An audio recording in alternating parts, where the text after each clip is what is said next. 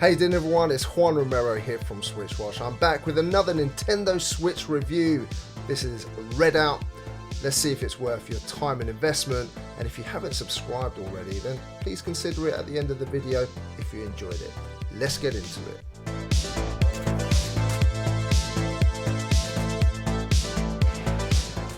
We're going to start with performance, as this game's already appeared on other platforms. We want to thank our friends at Contra Network for again allowing us to use some important footage here. Now here you can quite clearly see that the game runs at a very stable 30 frames per second, both in docked mode and in handheld. It's a shame there is no 60 frames per second option, but I would much rather have this game, which is stable, on the Switch platform. I was really impressed with the sense of speed the game conveys, and it's something you can really sense when playing it. The visuals are decent, however I do feel that a few sacrifices have been made so that this can run well. Motion blur gives a real sense of speed, and I did like the design of the tracks, although you could see that things have been turned out quite a lot, in the backgrounds especially, but the reality is you'll be concentrating more on getting around the track, so you probably won't notice too much unless you're looking for it, of course. I didn't have any issues in handheld or in docked, other than the odd small jump from time to time, but nothing to spoil my overall experience.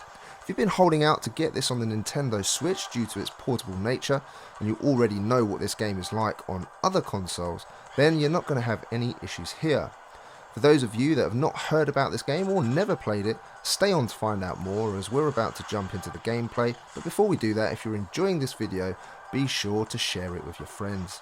In terms of our gameplay then, if you're a Wipeout or F-Zero fan and you've been pining for a game like this, then probably Fast RMX was the closest you're going to get on the Nintendo Switch. This is also a game about anti-gravity ships flying around, of course at breakneck speeds. It's super cool, and when you get things right you feel a real buzz, but get things wrong and the Switch is in real danger of being damaged, such as the frustration that ensues. First I found this racer to be really frustrating, constant crashing and my ship blowing up, and having to race the same event time after time to get a top 3 place so I could get enough cash to upgrade, so I would stand a chance in the career mode, which is the meat of the game. Bear in mind, even if you do finish outside of the top 3 places, you still get some money which you can put towards those all important upgrades. Over time though, I've grown to very much enjoy this. The game makes you work hard for everything, and even though it can be a little grindy in career, that's not something I mind. There are other modes like quick play to have a quick game against AI or a friend via split screen, as well as online. If you play these modes first though, you will not have unlocked very much, so I would recommend starting in career so you can unlock all of those ships and tracks. And I really recommend you try out boss mode, because that stitches lots of different parts of tracks that you've played before and makes it all into one. It's a real challenge, but really great fun also. Online, when I tested, was just too difficult to find the game, even though it's been out now for quite a few days already. There are a number of events that you can race in career mode. These are all nicely implemented to keep things fresh and not becoming repetitive. Last man standing, races against others, to time trials. Some are pure, where you're unable to use either your passive or active power-ups, and others where you can choose your power-up layout suitable to the track. You can also use money you garner from just finishing a race to invest in upgrading your ship's turbines for quicker speeds, magnets for better grip and more. A bit of strategy also comes in the non-pure events, where you'll be able to carefully choose which power-ups you use, either to get the best time or to win a race. Is it a twisty track? Then you're going to need that magnet to keep you from crashing into the sides, and a tougher structure just in case you do crash and you're not going to get damaged enough for your ship to blow up, thus costing you the race. If the race has a lot more straights, then you may use better turbines to propel you along quicker. Whatever you choose, these add some much needed strategy in how you approach each event, which I really enjoyed. And once you master Class 1, you'll need to have enough cash to invest in Class 2 and do it all again in terms of the upgrades, so you can get to be competitive. Now, if you choose a certain ship, the company will often offer you contracts also, such as if you win the next race you'll get X, which I found to be a nice incentive.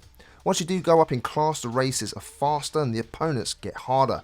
I must have put in 4 or so hours just mastering Class 1 and before moving on to Class 2, so it is an addictive racer which is fast but difficult to master. I enjoyed the time trials a lot, but the races to me felt a little bit like a missed opportunity in this game.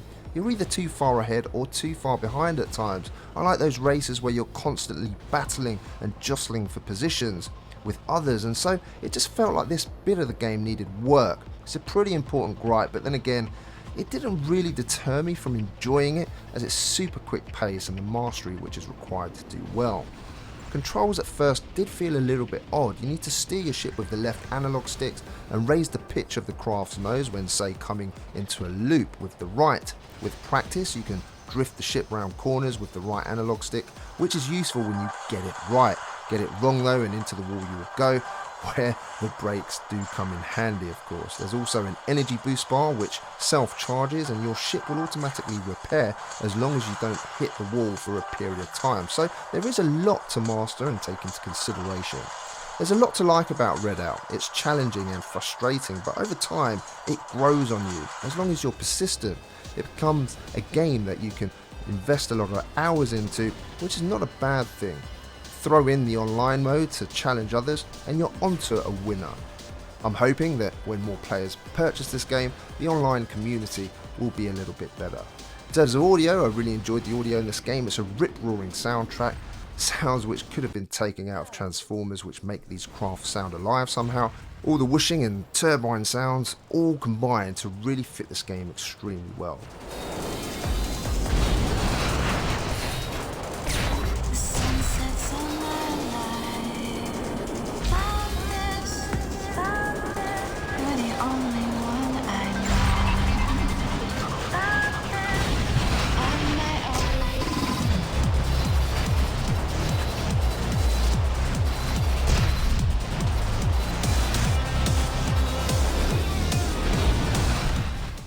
In terms of value, the game is $39.99 or £35, and you can buy a physical edition as it is Nicalis.